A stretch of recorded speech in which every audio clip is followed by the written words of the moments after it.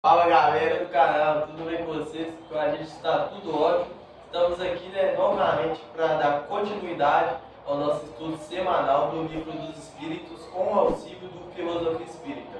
Hoje estamos aqui com o Luiz, eu, JP, a Thay e o Antônio. A questão de hoje, número 59, mas antes da gente começar, eu lembro vocês de estarem assistindo os vídeos anteriores para conseguir acompanhar o nosso raciocínio e para já ir deixando o joinha e um comentário. Bora lá pro vídeo. Bom, pessoal, hoje nós estamos na questão 59.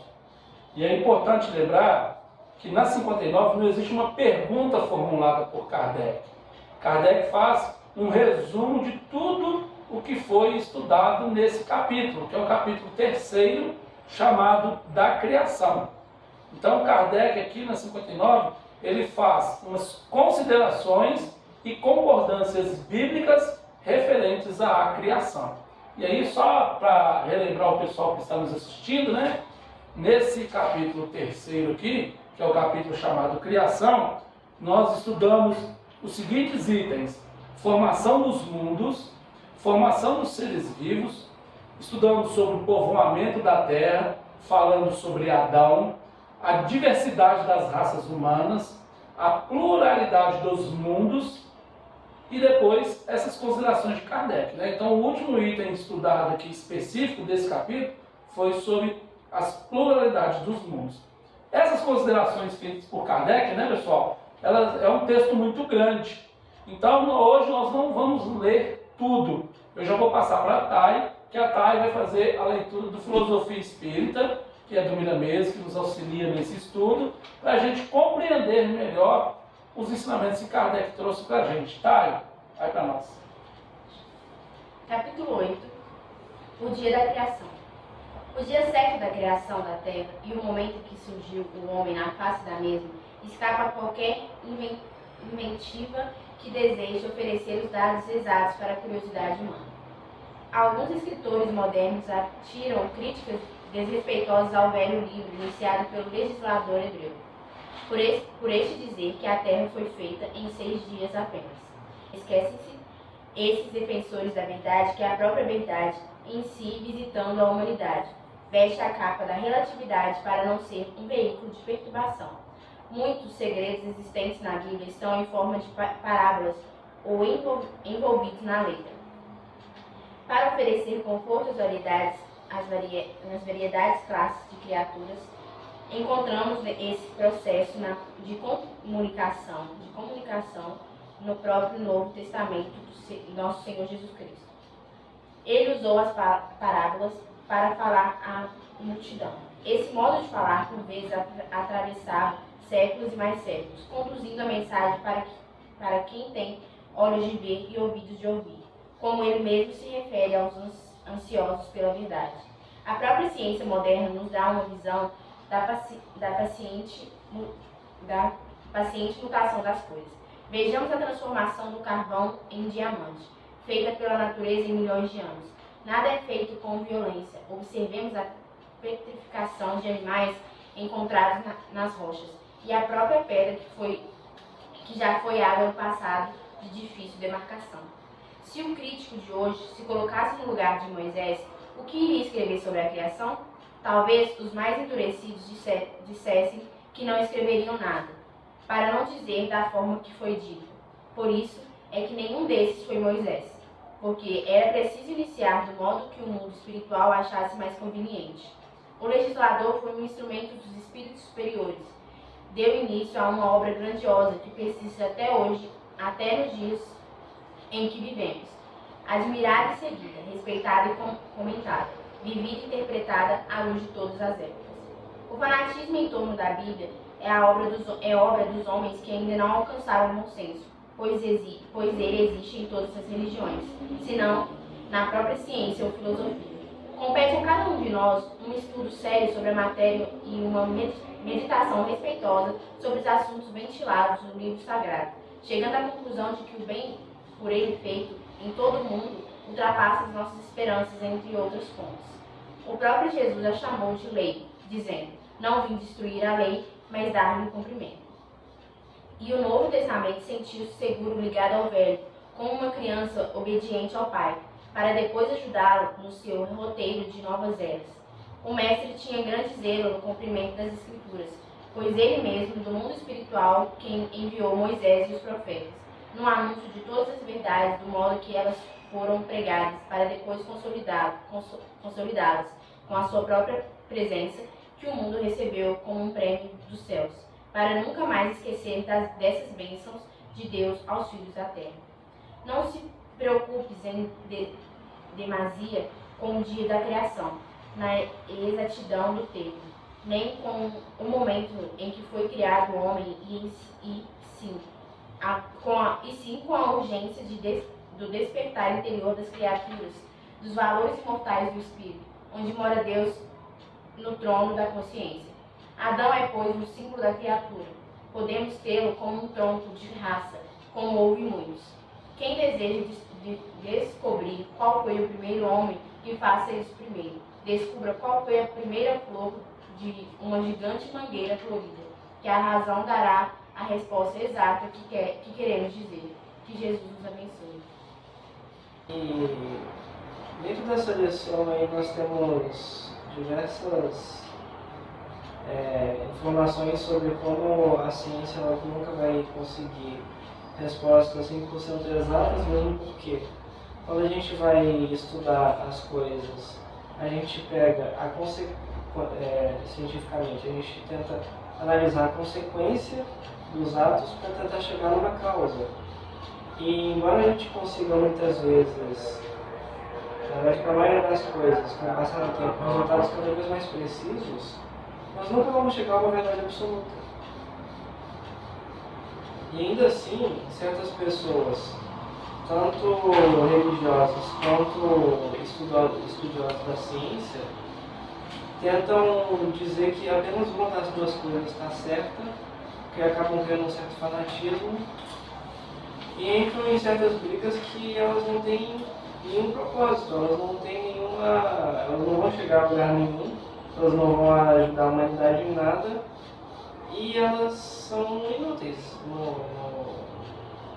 no sentido da palavra mesmo. Muitas pessoas muitas vezes acreditam que aquilo que elas sabem, aquilo de que elas têm conhecimento, é tudo que existe, é a única verdade que existe no universo e é a única coisa que deve ser acreditada. Só que se a gente pega um pouquinho mais para trás, para certos filósofos da ciência mesmo, como por exemplo Sócrates, ele sempre dizia que tudo que ele sabe é que ele não sabe de nada.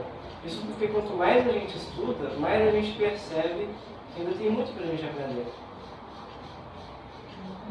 E esse tipo de comportamento agressivo e que tenta botar a sua verdade como a única existente é apenas uma prova de pequenez, se a gente for parar para analisar, tanto da pessoa quanto algumas vezes da ideia que ela tenta defender, porque da forma como ela está tentando defender, ela está incompleta. Então, o nosso conhecimento ainda é incompleto. E eu acho engraçado que esse capítulo e também essa lição, se a gente pega para ler o final do item de Kardec, a gente percebe que as ideias religiosas, longe de perderem alguma coisa, se engrandecem caminhando de par com a ciência. Esse é o meio único de não apresentarem um lado vulnerável ao ceticismo. Jesus nos ensinou, como diz o Filosofia Espírita e tantas outras obras, a Bíblia também, por meio das parábolas. E para isso, para a gente entender, é necessário que a gente tenha olhos de ver e ouvidos de ouvir. Então não é simplesmente a gente pegar o que Jesus falou e levar ao pé da letra. A gente tem que colocar nossa cabeça para pensar mais sobre isso, Pensar o que Jesus estava querendo dizer e por que ele usava as parábolas da forma que usava. Só que a gente vê muito presente, até os dias atuais, pessoas que acreditam que têm totalmente a compreensão da Bíblia e do que Jesus falava e vão propagando situações que na verdade não condizem com o que Jesus tentou passar para a gente, simplesmente pelo fato de não ter olhos para ver nem ouvidos para ouvir. E aqui fala no livro no Filosofia Espírita que o fanatismo em torno da Bíblia é obra dos homens que ainda não alcançaram o bom senso. A gente tem esse fanatismo presente na nossa sociedade até hoje, em todo tipo de religião, né? Sempre tem o lado bom e tem o lado de quem não interpreta da forma correta, vai propagando isso. Então é muito importante a gente saber separar isso e entender que é importante a gente respeitar e pensar mais sobre tudo que Jesus tentou passar para a gente, em vez de ficar levando totalmente ao pé da letra. E também é importante a gente lembrar do contexto histórico, né? Então era uma outra época, pessoas com uma mentalidade totalmente diferente, com a cabeça também mais fechada, e que era necessário um outro método de propagação, né, da doutrina. Só que a gente tem que entender que assim como a gente evolui, os pensamentos também evoluem e a forma que a gente vai lidar com tudo isso também tem que evoluir. Então a gente não pode agir da mesma forma que a gente agiu no passado e tomar como algo eterno, né? A gente tem que estar sempre se moldando e se melhorando em cima do que Jesus deixou pra gente. E é engraçado e até um pouco triste de você ver que existem muitas pessoas que elas se dizem seguidoras do Cristo, se dizem cristãs, porém ainda assim elas conseguem pregar certos discursos de ódio.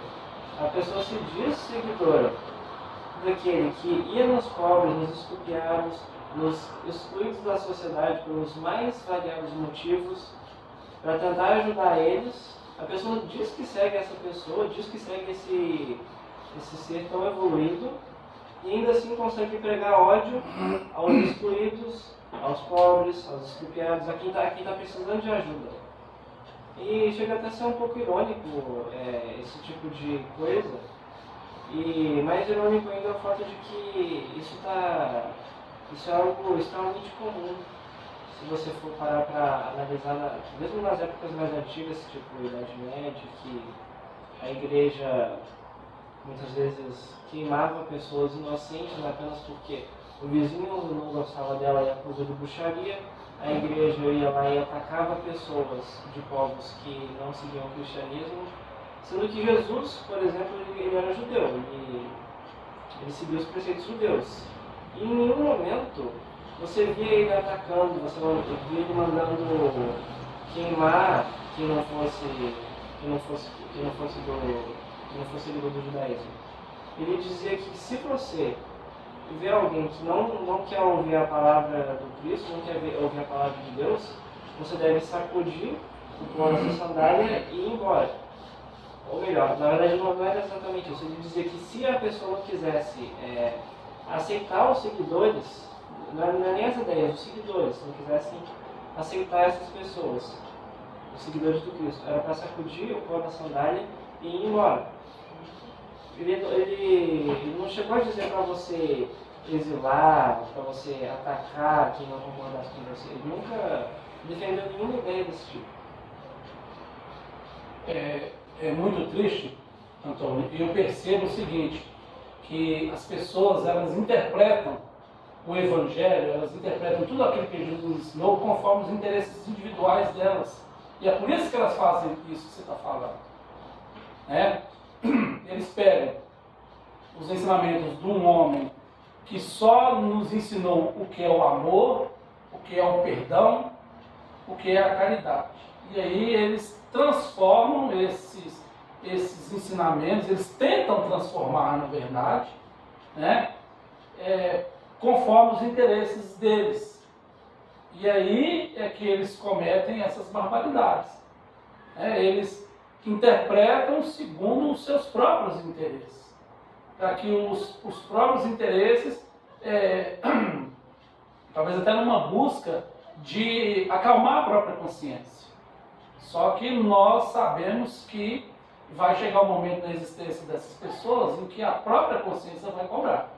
Porque nós temos na nossa essência, na nossa consciência, todas as leis divinas. Deus nos criou com todas as suas leis em nós. Nós só precisamos despertar verdadeiramente, mas elas já estão em nós.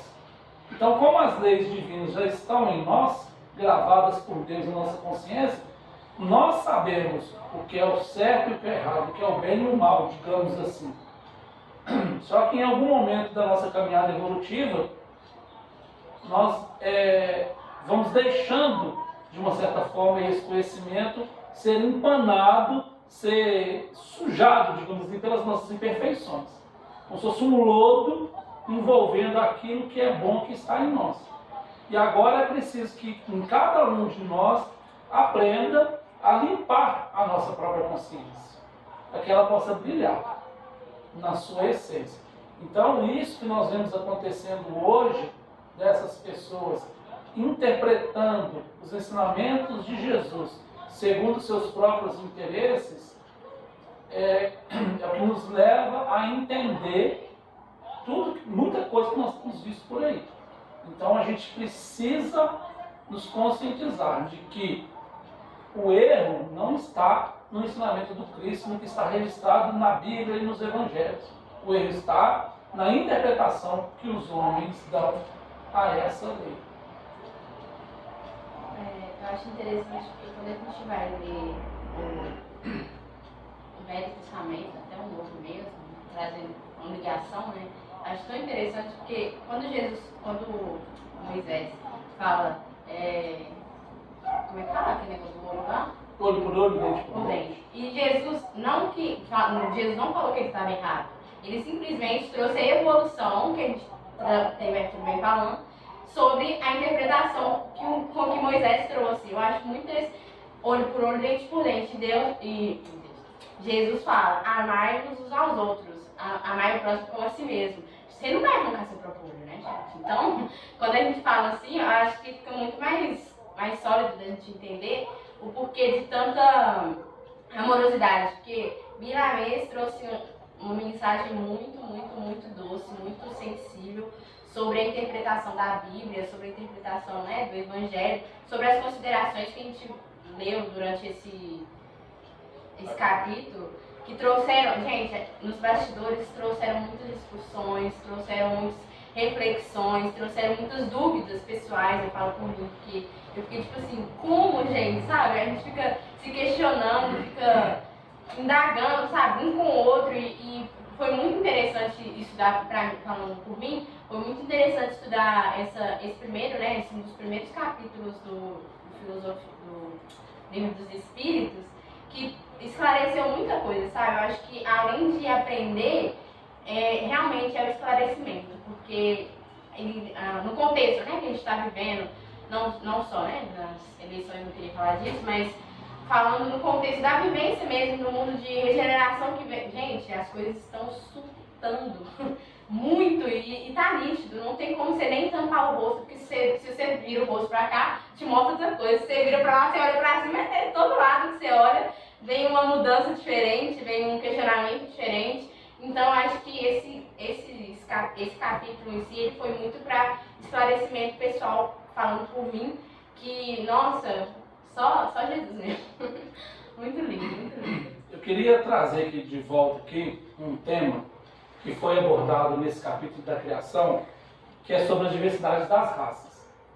Nós aprendemos aqui que a diversidade das raças existe apenas por questões de necessidade evolutiva do espírito e de uma região geográfica onde aquele espírito foi levado a habitar em determinados corpos. Os corpos foram adaptados, evoluíram conforme as necessidades de clima, de local, de região geográfica, né? E nós aprendemos, então, a partir disso, muitos de nós já sabemos que essas diferenças de raças, na nossa essência, somos todos espíritos iguais. E aí nós ainda hoje vemos pessoas preconceituosas, racistas, que se acham superiores porque têm a pele clara. acham que são melhores do que os outros, que são todos nossos irmãos, somos todos irmãos, somos filhos de Deus, né? Então, como filhos de Deus, somos irmãos, e aí tem lá uma pessoa branca que acha que é melhor, por exemplo, que o João, porque o João é preto. O que é que me faz melhor, né? Suponhamos que fosse eu. O que me faria melhor do que o João? Simplesmente pela cor da minha pele. Nada me faz melhor do que o João. Nada, absolutamente nada. Nem a mim, nem a ninguém. Ninguém é melhor. Somos melhores se formos mais evoluídos moralmente. Aí sim, existe a superioridade moral, que é importante a gente lembrar aqui, né? Mas aqui na Terra, é difícil de nós reconhecermos essa superioridade moral nas pessoas que estão encarnadas aqui no momento. No mundo espiritual, ela se destaca de uma forma que salta aos olhos. Embora que você simplesmente pregar esse tipo de ideia já denota que você